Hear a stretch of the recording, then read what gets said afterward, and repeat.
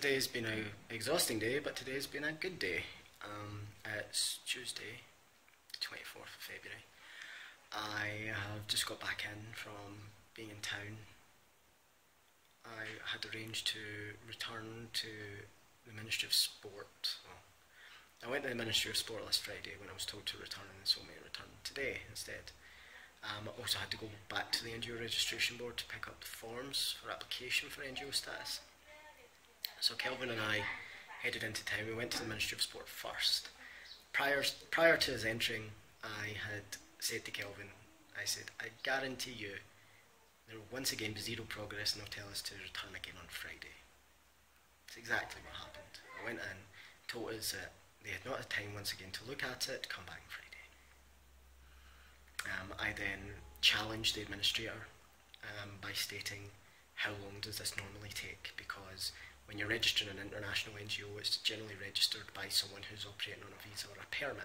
So therefore, it must be possible to register such an organisation within the duration of a visa or a permit. To which the best response I can get out of her is, doesn't take too long. It's already been 2 weeks. 2 weeks for it to get from the office to someone's hands. And I don't even think it's reached that person's hands yet. I think it's still lying somewhere. So, that's the Ministry of Sport. What I did, as per the previous video blog, I decided, okay, I need essentially a backup plan here. So I decided to approach the Ministry of Community Development. I did so. I went to their headquarters, which is not far from where the NGO Registration Board is. Once again, got moved about a few different offices, but then I got one officer there to look at my documents, including the constitution of the organisation. She scrutinised it, she made a phone call or two, and then essentially she established that they do have authority to provide the recommendation I need. She was willing to look into it, and we actually arranged for her to come out here to Kalingalinga, to the house, and to the football grounds where our team practices, to inspect us, essentially to evaluate the work that we do, the individuals that we work with, and the area that we work with. I had to justify to her in which way we contribute to community development, which I did so through the aims and objectives of the organisation, because I am acting as an agent of Africa on the Ball, so therefore do represent their interests. And I did manage to convince her, hence why she's coming out. So she says she'll come out, we need to cover her transport costs, even though it's a governmental procedure. She'll come out next Thursday, and she'll have a look about next Thursday afternoon, because that is when the team will be training, so she can actually meet the sponsored players, the ones whose education we sponsor. And ideally, within a week of that, we will receive the recommendation. I also, as I mentioned, picked up the forms from the office. Once again, re-established that we are registered as an international NGO, and therefore we only need one resident Zambian administering on the ground here in Zambia, and that was fine. But they say that they would prefer if I am also included, which I am. I'll put myself down as a project manager, which I am, but also because I'm operating on a TEP, a temporary employment permit, that should essentially keep them happy. I haven't received that yet, immigration. I've just given it with. They seemed quite happy to take my money, but then not actually give me what I paid for. But because they have accepted consideration from me, the money, they are now essentially obligated to continue extending my visa. So as long as my visa status is okay, I'm fine. I'm going along with Kelvin this week to get police vetted, because we need to provide fingerprint details. Essentially, it's a matter of security, and I can understand that the NGO Regulation Board want to make sure that they're not actually registering criminals, and they want to make sure that the vulnerable individuals that we work with are being protected. So I'm totally fine with it. So Kelvin and I are going to go and get police vetted, hopefully within the week. And we also need to pay for a post box, because one of the requirements is that you have a postal address. Kalingalinga does not receive mail. Anything that's not FedEx or DHL, it just doesn't get here. So we need to go to the post office and actually pay for a box that all our mail will arrive in. So basically every few days we go to the post office and see if anything's arrived. It comes at a cost. You pay it annually. That works out at 1,140 kwacha, which is round about just over £100. So for a year, I can live with that. I just need to see if the charity will. I assume so. It's a logical step. I mean, we cannot get registered without it. And we don't have an address. Ideally, once we're registered, we can get premises and actually have a postal address, which will be ideal. But apart from that, it has been a good day. I feel like we have made headway finally. I am lying down because it's very hot again, and I am so tired. But in other news, this happened. Thank goodness. I found a shop in town that sells musical instruments. I finally got a guitar. It's been 6 weeks, but I finally got one, and I negotiated with the unfortunate sales representative. Yeah, the guy that worked there. I imagine white people here, or Mzungos, have got a reputation of just buying things at the same price. No, so I managed to get quite a good deal on this and all the stuff I needed with it.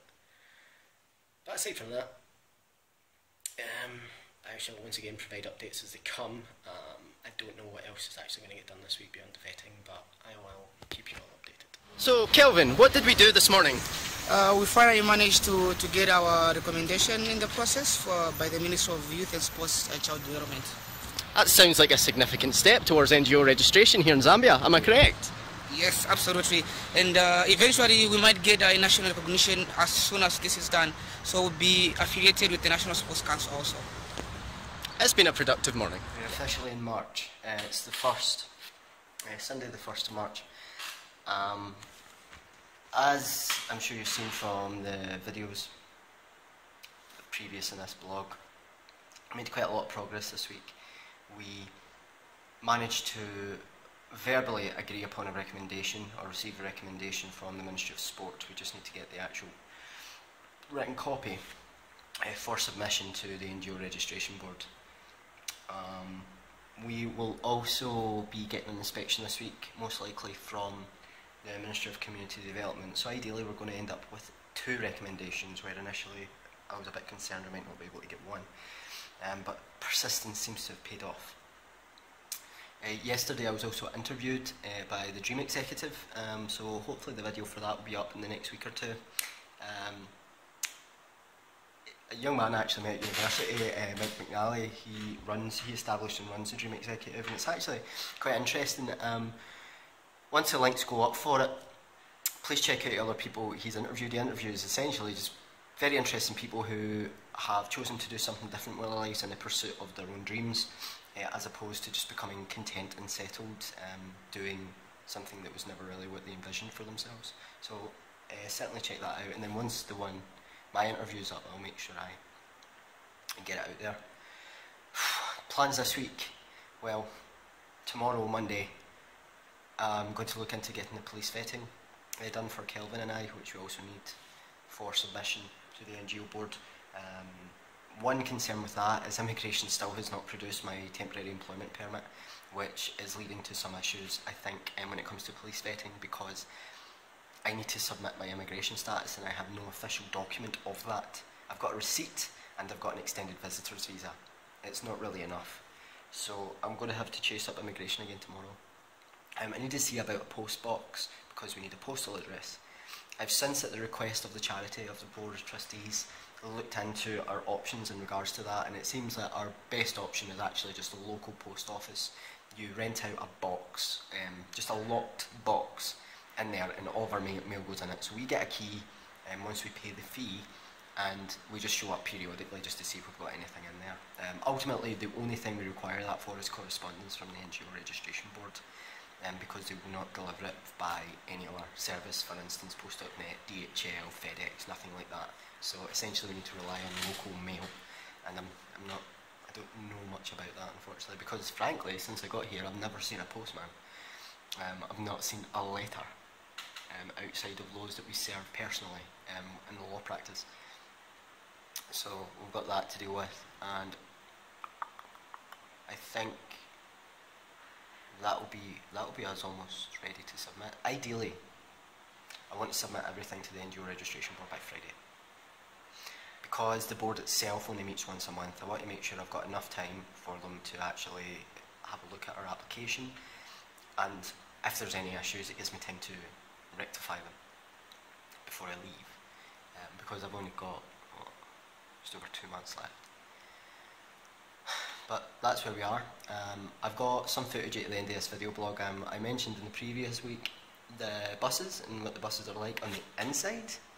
I've got some footage of what buses are like on the street. Buses don't get stuck in traffic. They'll do anything they can to keep moving, and that includes going on pedestrian walkways, going over just barren land, and as you'll see in the video, sometimes that's ill-advised.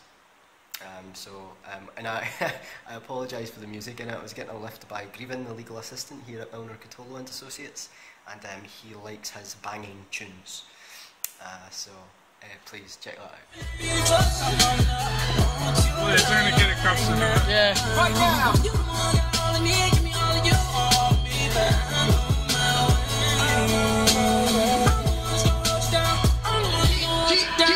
I had some problems back home, so I hit it up. I ain't with that bullshit at all. Maybe it's that Virginia in me. Have a young nigga go so hard. You stuck with me. Probably see in that footage of the buses, I just explain exactly what happened. They had been stuck at a junction, so the bus had decided to drive over the pedestrian walkway and just the side of the road, which is just dirt, rock, grass. But outside of a lot of the roads there's ditches, trenches, to do with drainage, because it's the rain season. The rain here is incredible, as I'm sure you've seen through the other video blogs. And it got stuck. And when it got stuck, what had happened was it had actually blocked 2 other buses.